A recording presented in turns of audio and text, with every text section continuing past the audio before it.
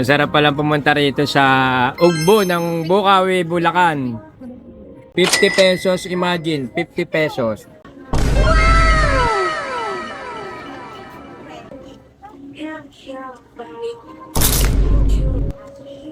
Ayun, no.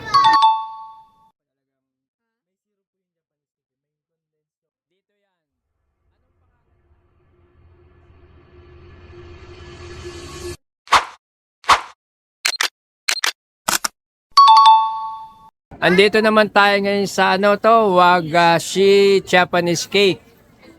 Ano pong flavor sa Japanese cake? Chocolate, cheese, tsaka Ate, magkano nga ulit? 50 po ako. 50 pesos, apat. Anong flavor?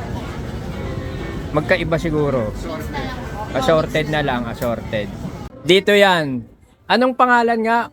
Wagashi? Tama ba? Wagashi. Ayan, alam mo po yung sa Wagashi. Please follow Wagashi. So, hintayin na lang natin yung aming order. Ayan, tsura pa lang masarap na. Sana all.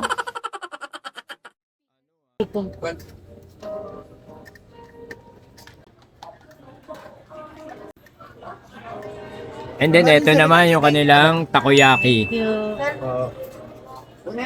Kuya, yung takoyaki nga, magkano? Ano po, 50 po, 5 peraso. Hindi po siya. Mura ng tinda nyo.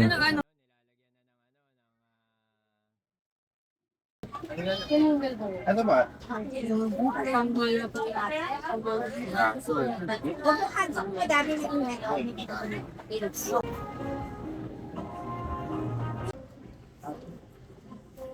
Thank you. Ayan na siya. Oh, Lala, it's sticky man time, Lala. Ayan, oh, di ba? 50 pesos, imagine, 50 pesos. 50 pesos. Apat na peraso. Oh, ayan yung ano.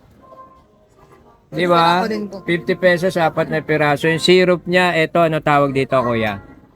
Strawberry seed. Strawberry. Yung isa, Condensed. condensed, and then chocolate, and then condensed din. Masarap palang pumunta rito sa Ugbo ng Bukawi, Bulacan.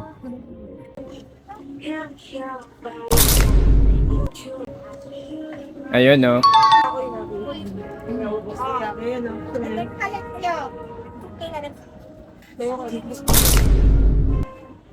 Ayan, no.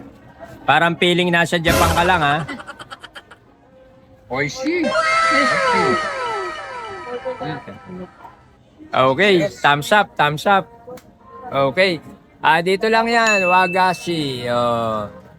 Pagka napunta kayo rito sa Igulot, dito sa Bukawi Central, highly recommended yung Japanese pancake.